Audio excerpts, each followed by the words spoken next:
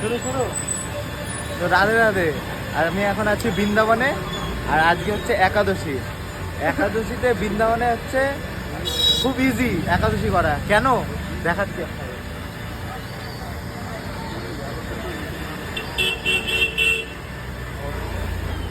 এই এই যে গ্লাসটার সাইজটা দেখে নিন, ঠিক আছে? 90 টাকা মিক্স ফ্রুট জুস। এটা খেলে আর কিছু লাগবে না একাদশীতে।